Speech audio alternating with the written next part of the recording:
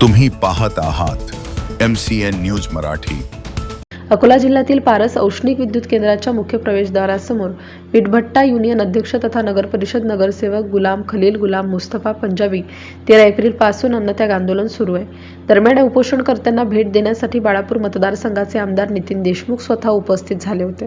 यावेळी त्यांनी भालेपट्ट्यावर मालकांना कोणत्याच प्रकारचा त्रास होणार नसल्याचे आश्वासन दिले। तसेच पारस विद्युत केंद्राचे मुख्य अभियंता भगत यांना आंदोलनाच्या ठिकाणी बोलावून त्यांच्यासोबत आमदार देशमुख यांनी चर्चा केली।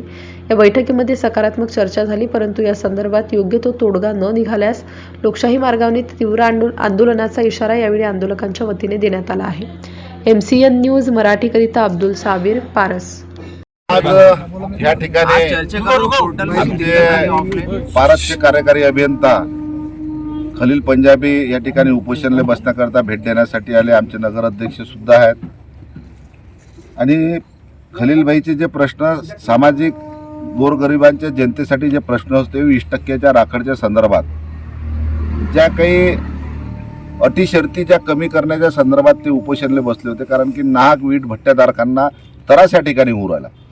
त्यांची छोटीशी एक तक्रार आहे, समस्या आहे की वीट भट्ट्याधारकांना तुम्ही वैयक्तिक मालकी शेतातला भट्टा मागू राहिले, परंतु वीट भट्ट्याधारक कुणाच्या शेतात भाड्यापट्ट्यावर जर ती भट्टा चालत असते अशा लोकांना तुम्ही राखड द्या आणि आता लोक आपण देत आलो म्हणून हा एक छोटासा महत्त्वाचा प्रश्न आहे। आधी साहेबांशी भगत साहेबांची चर्चा झाली, आमचे नगराध्यक्ष साहेब आम्ही सर्व लोकांनी चर्चा केली आणि भगत साहेबांनी 2 दिवसाचा वेळ मागितला। वरिष्ठ लोकांची उद्या व्हीसीद्वारे बैठक आहे आणि बैठकीद्वारे आम्ही निश्चितपणे लोकल लोकांचा जो प्रश्न आहे तो निकाली काढण्याचा प्रयत्न करू। करिता त्यांनी सुद्धा प्रशासनानं सुद्धा विनंती केली की उपोषण मागं घ्यावे आणि मी सुद्धा खलील भाईंना विनंती करतो। 44 डिग्री तापमान आहे, पण त्यांनी आपल्याला 2 दिवसाची 3 दिवसाची वेळ मागितली। स्थानिक अधिकारीसुद्धा आपल्यासोबत आहे, निश्चितपणे आपल्या भावना त्या वरिष्ठाकडे कळवतील आणि निश्चितून याच्यातून मार्ग निघेल म्हणून आम्ही सर्वांनी खलीलबाईंना विनंती केली उपोषण सोडण्याची आणि त्यांनी आमची उपोषणाची विनंती मान्य केली। परंतु यांचे जर प्रश्न सुटले नाही तर निश्चितपणे ह्या मतदारसंघाचे नगराध्यक्ष म्हणून जम्मूशेठ आणि ह्या मतदारसंघाचा आमदार म्हणून आम्ही निश्चितपणे आज शांततेच्या माध्यमातून उपोषण झालं आणि अधिकाऱ्यांच्या शब्दाला मान ठेवून आज उपोषण आम्ही सोडलं।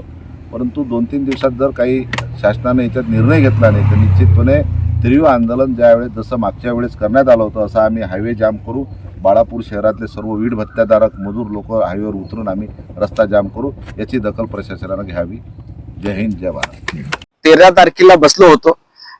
आज उपोषण या कारणाने आम्ही सोडलेलं आहे की सी साहेब जे औष्णिक विद्युत केंद्राचे सीजीएम होते ते आले होते आणि आमचे माननीय लाडके आमदार नितीन बापू देशमुख बाळापूर मतदारसंघ ते पण आम्हाला भेट देण्यासाठी आले होते।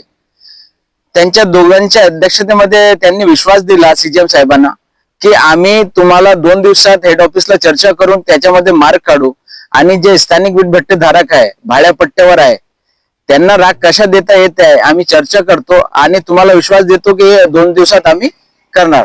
त्यामुळे आज आम्ही हे सम मागे घेतलेला आहे।